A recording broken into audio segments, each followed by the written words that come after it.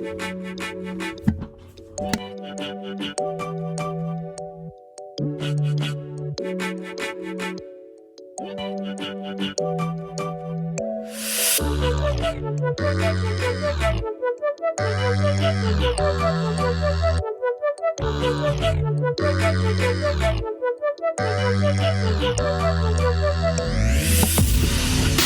welcome to Technology Tap. I'm Professor J. Rod. In this episode, part 2 of Windows Security Basics. Let's tap in.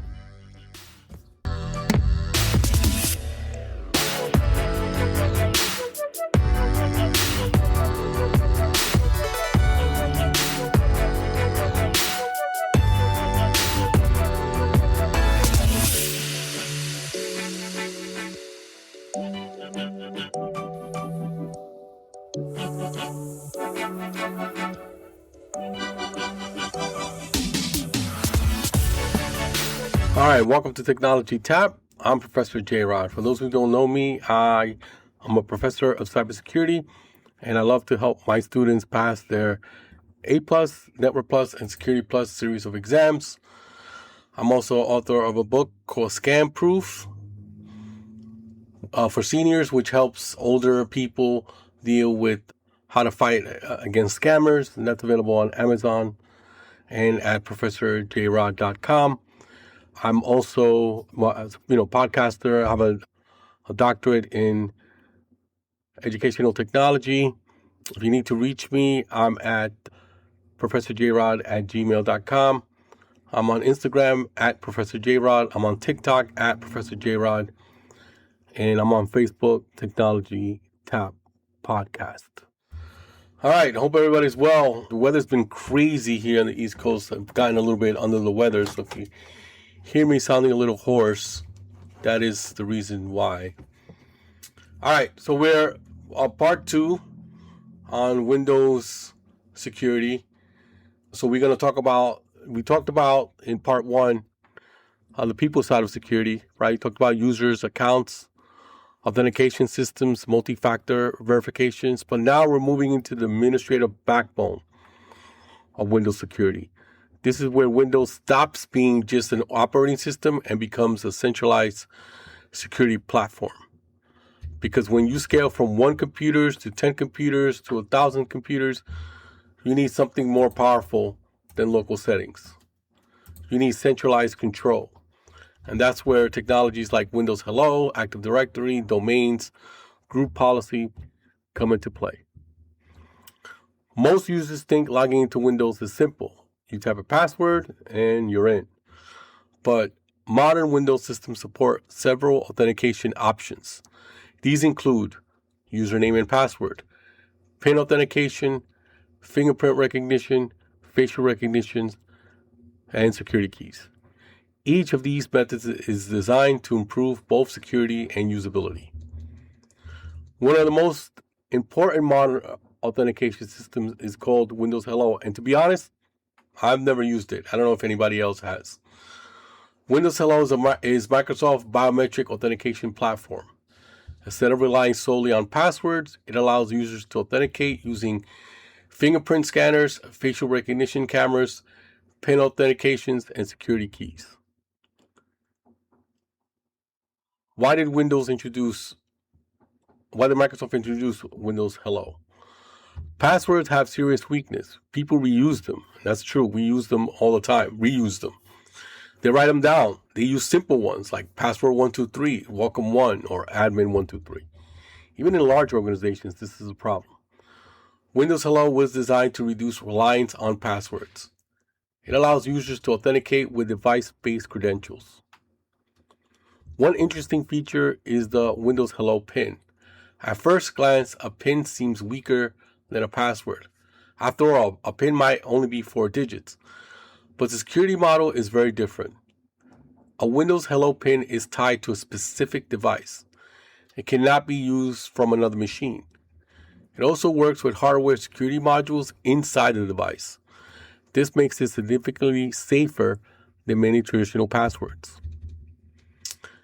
Windows Hello also supports biometrics. Examples include fingerprint scanners, facial recognition cameras, When you authenticate using biometrics, Windows verify unique biological characteristics. This adds a layer of authentication that cannot be easily guessed or stolen.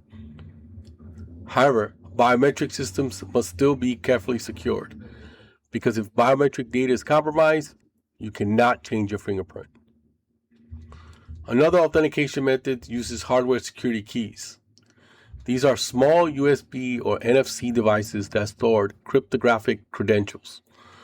When logging in, the user inserts the key or taps it against the device. Without the key, authentication fails. Security keys are extremely resistant to phishing attacks. Many organizations now deploy them to protect sensitive accounts. Now let's talk about something that simplifies life for both users and IT departments. Single sign-on. SSO allows a user to authenticate once, then access multiple systems without logging in repeatedly. For example, you log into a corporate computer and now you can access email, file servers, internal applications, cloud services without re-entering credentials. And when I worked at Lincoln Tech, they had single sign-on, and let me tell you, it made life so much easier. I work at a college now, one of the colleges that I work at, which shall remain nameless. But you have one login when you log into the computer, one login when you log into your email, and a different login when you log into Brightspace. It is absolutely nuts. And it's fine, right? You say, oh, what's the big deal? But if you don't teach there for a semester, when you come back the next semester, right? Like if you only teach fall, right? You teach one fall and you don't teach spring. By the time you come back to the next fall semester, you forgot all those passwords. And then everything has to be reset. So I think they're working on it, though. I think I saw something that they were going to do something in April. Let's see. SAML authentication, security assertion a markup language. One is a technology that enables SSO. SAML allows identity information to be securely exchanged between systems. For example, your company's identity provider verifies who you are. Then it sends a secure authentication assertion to another service.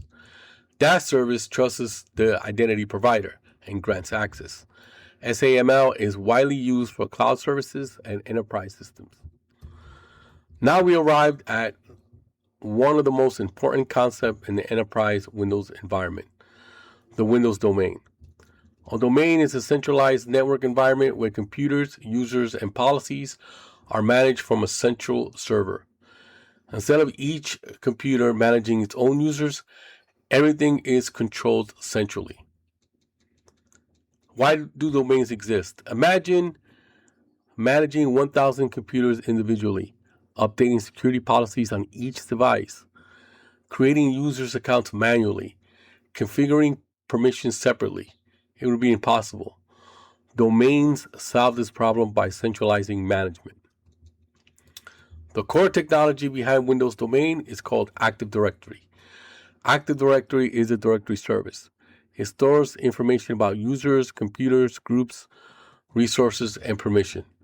It also handles authentication and authorization. In many organizations, Active Directory is the central nervous system of the network. At the heart of Active Directory are servers called domain controllers. A domain controller performs several critical functions. It authenticates users when they log in, it stores directory information, and enforces security policies. When a user logs into a domain computer, that computer contacts the domain controller to verify credentials.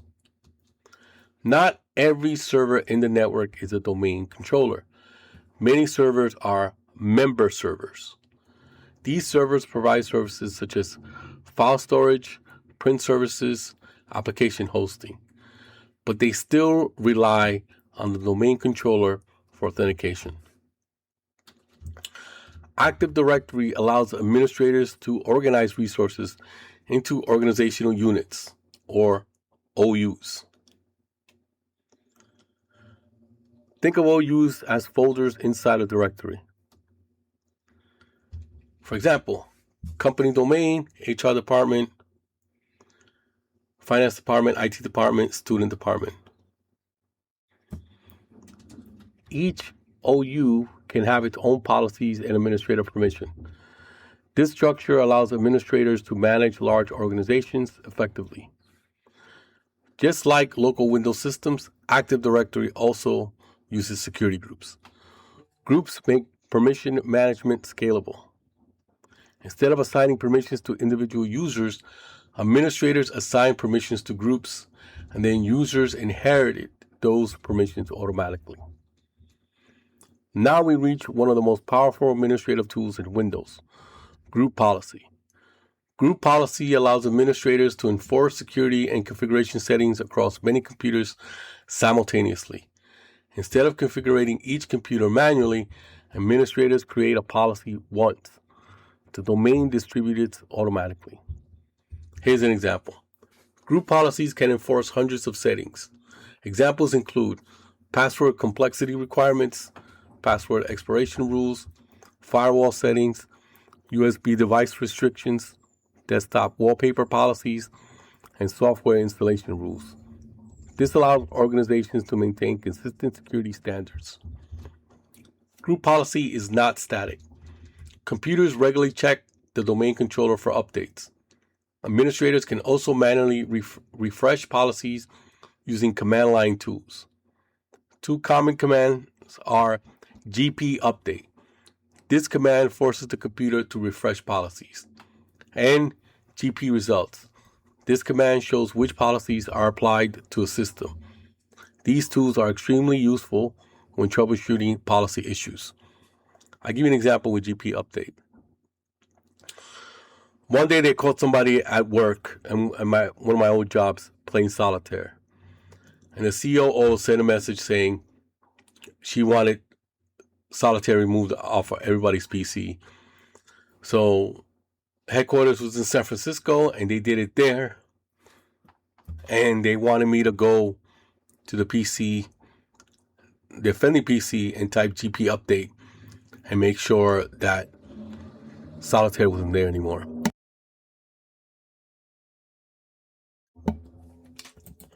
So that's an example of that. Another feature of domain environments is login script. A login script runs automatically when a user signs on. It can perform tasks such as mapping network drives, connecting printers, setting environment variables, and launching an application. Login screens allow administrators to automate system configurations. So imagine a new employee joins the company. They log into the workstation for the first time automatically.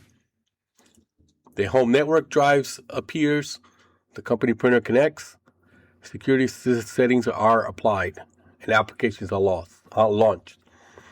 All this is happening automatically through login scripts and policies.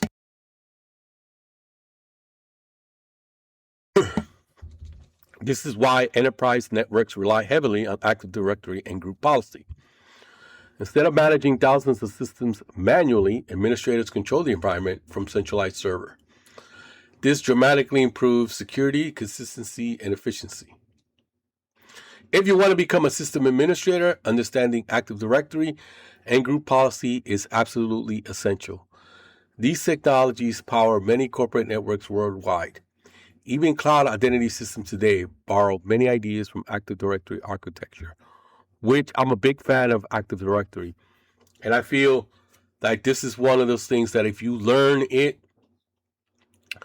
you can get a job. I feel this will help you get a job. Like if you want help desk, yes, get your A+, but learn Active Directory. And you don't even need to become an expert on Active Directory. Just learn the basics. How to add a user, groups, OUs, right? If you do that, you should be fine. So far we explored the foundation of security, users, authentication systems, enterprise identity management, Active Directory, group policy enforcement. But there's one more major topic we must cover, and it's something every organization uses daily, and that's shared resources. And surprisingly, this is where many security breaches happen, because poorly configured shares can expose sensitive data to the entire network. We will explore Windows share and permissions, the invisible rules that determine who accesses what, and how a single misconfiguration can expose an entire company. All right, so now we're going to talk about something that causes more data leaks than most hackers ever could: poorly configured Windows shares. Because in many organizations, the most sensitive data is not stolen through sophisticated hacking. It's stolen because someone accidentally made a folder available to everybody on the network. And that's no bueno. So let me explain. A Windows share allows files or devices to be accessed over the network. Instead of copying between computers, you allow multiple users to access a shared location. Examples include shared folders, network drives, shared printers, and department file servers. Windows sharing is extremely convenient, but it must be configured correctly. Before sharing resources, computers must exist within a network structure. There are two common configurations: workgroups and domains. A workgroup is a simple network model. Each computer manages its users and security, and there is no central control. Workgroups are common in home networks, small offices, or temporary environments, or SOHO, right? Small office, home office. Domains provide centralized management. Users authenticate through Active Directory. Permissions and policies can be enforced across many machines. Domains are used in corporations, universities, and government networks. Most enterprise sharing occurs inside the domain. Before sharing resources, Windows system must be discoverable on the network. Two settings are critical: network discovery and file and print sharing. When enabled, computers can see and interact with each other on the network. Without these settings, sharing will not work. Windows includes something called the public folder. The folder allows all users on the network to read or write files. It is easy to configure, but it also can be dangerous. If sensitive data is placed inside a public folder, anyone on the network can access it. A safer approach is sharing individual folders. This process usually involves you right-click the folder, select Give Access To, choose a user or a group, and you assign the permissions. These permissions determine what users can do. When sharing a folder, administrators choose permission levels. The most common options are read. Users can open and view files, but they cannot modify them. Write. Users can create and modify files. And full control. Users can read, modify, delete files, and change the permissions.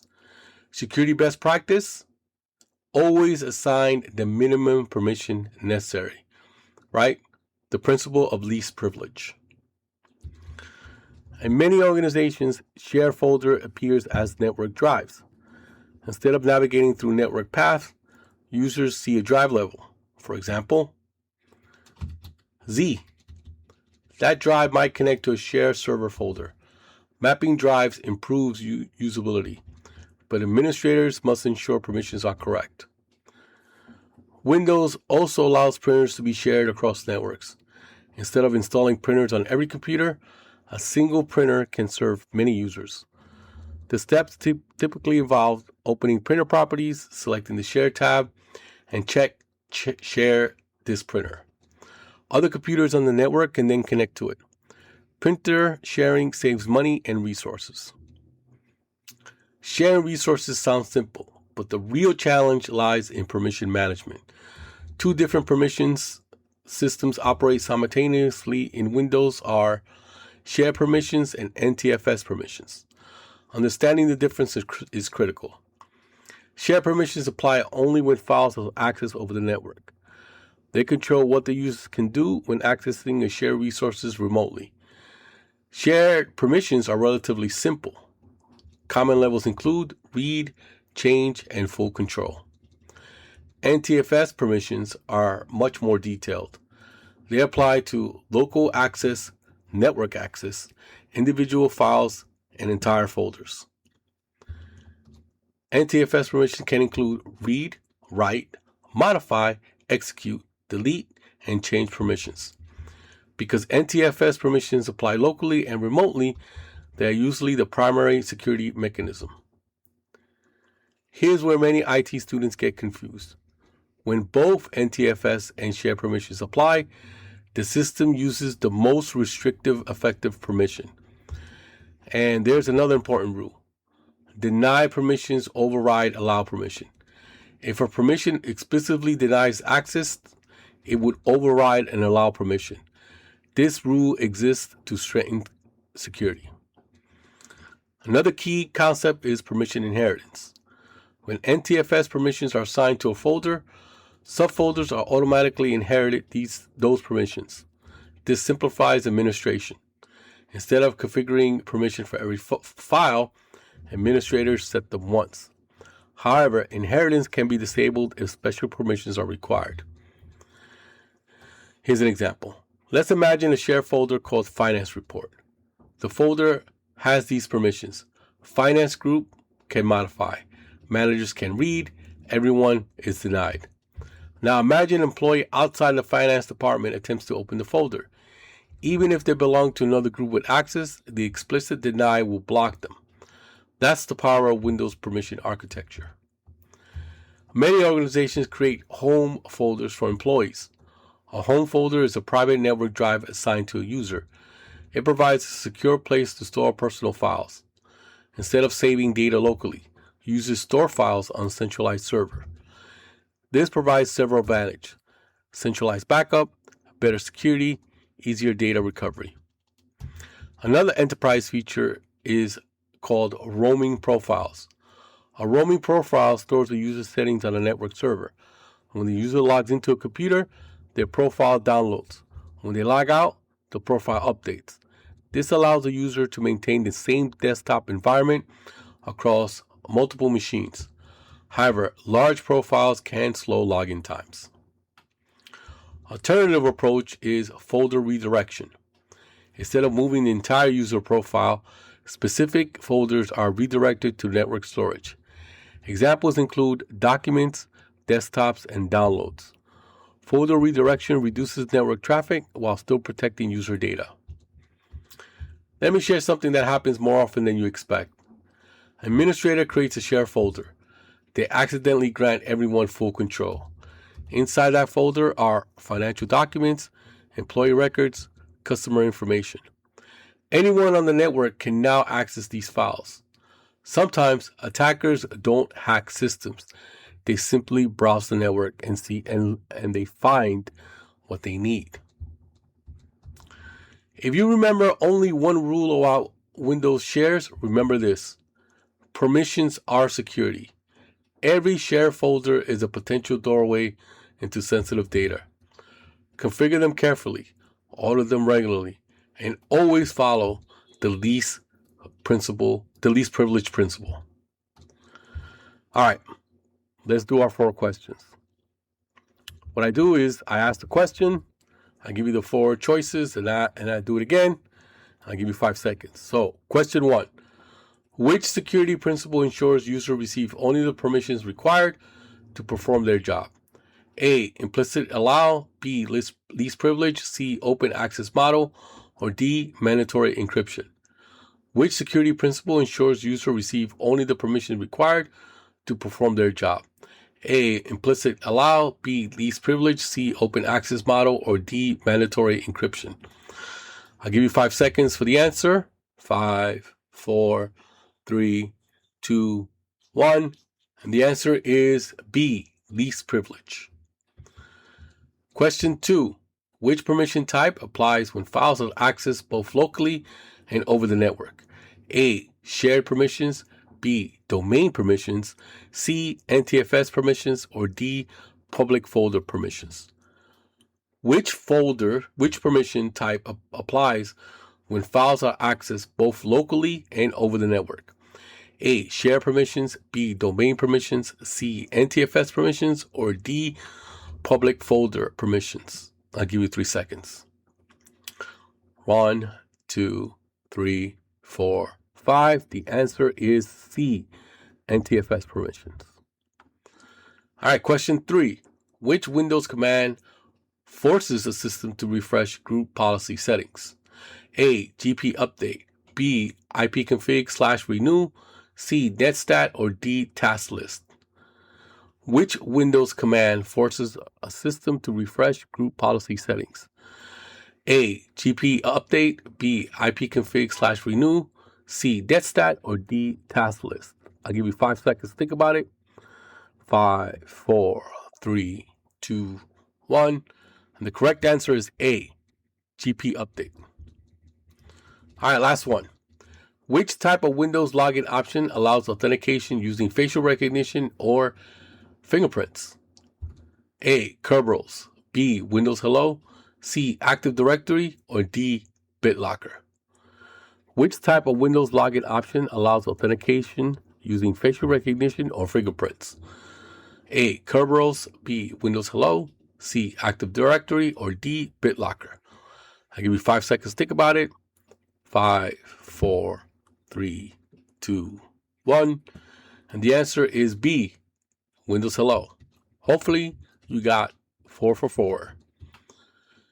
All right, and that brings us an end to this episode of Technology Tap. Today we explored one of the most important topics for anyone entering the IT field, securing Windows system.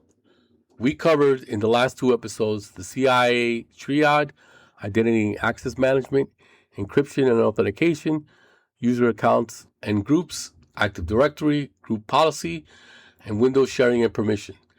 These concepts formed the foundation of modern enterprise IT security. If you're studying for the CompTIA A+ certifications, these topics appear on the Core 2 exam. But more importantly, they appear every single day in a real IT environment. Because security is not just about stopping hackers. It's about designing systems where access is carefully controlled, where users have exactly the permission they need and nothing more. So every file you open, every login you perform, every share folder you access, there's an invisible system behind the scenes deciding who you are and what you're allowed to do. That invisible system is the architecture of trust, and understanding it is what turns someone from a computer user into an IT professional. Thank you for joining me on Technology Tap. I'm Professor J-Rod, and until next time, stay curious, stay secure, and keep tapping into technology. This has been a presentation of Little Cha Cha Productions, art by Sarah, music by Joe Kim. We're now part of the Pod Match Network. You can follow me at TikTok at Professor J-Rod, that's J-R-O-D, or you can email me at ProfessorJrod, J-R-O-D, @gmail.com.